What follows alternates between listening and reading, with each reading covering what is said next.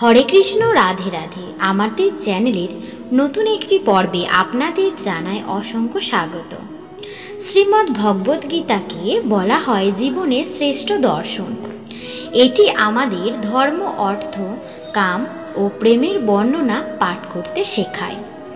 ভগবান শ্রীকৃষ্ণের মুখ নিঃসৃত বাণী হল এই শ্রীমদ্ ভগবদ গীতা।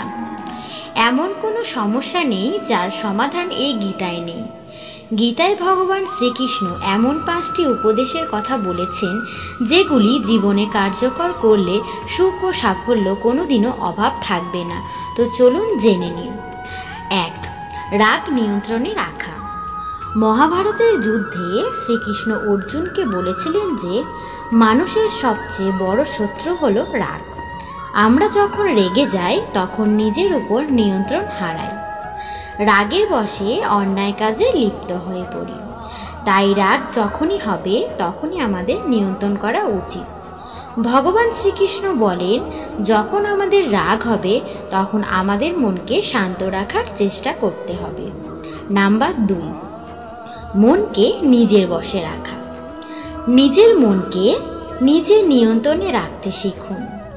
আমরা বেশিরভাগই মানুষেরাই সেটা পারি না, কিন্তু মনকে নিজের বশে রাখতে পারলে তবেই আমরা অর্ধেক সাফল্য এমনিতেই অর্জন করতে পারব।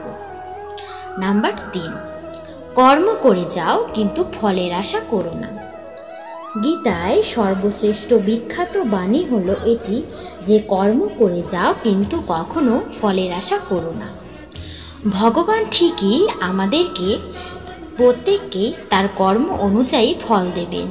তাই কর্মের আগে ফলের আশা করলে মন দিয়ে কর্ম করতে তুমি পারবে না। নাম্বার 4, নিজেকে চেনো। গীতায় ভগবান শ্রীকৃষ্ণ বলেন, তোমাকে তুমি সবচেয়ে ভালো চিনতে পারবে। তাই নিজেকে সঠিকভাবে চেনা অত্যন্তই জরুরি। যে ব্যক্তি নিজেকে দুর্বল ভাবেন তিনি সর্বদাই কাজে ব্যর্থ হন। নাম্বার 5, অভ্যাস করে যাও। শ্রীকৃষ্ণ বলেন যে প্রত্যেক মানুষকেই তার কাজ বারবার অনুশীলন করা অত্যন্তই জরুরি।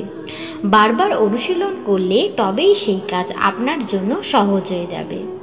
তো ভিউয়ার্স, কেমন লাগলো আমাদের আজকের পর্ব? যদি ভিডিওটি ভালো লাগে অবশ্যই আমাদের চ্যানেলটিকে সাবস্ক্রাইব করে পাশে থাকা বেল আইকনে অবশ্যই ক্লিক করবেন। এবং যারা যারা ভগবান শ্রীকৃষ্ণকে ভালোবাসেন কমেন্টে জয় শ্রীকৃষ্ণ লিখতে ভুলবেন না।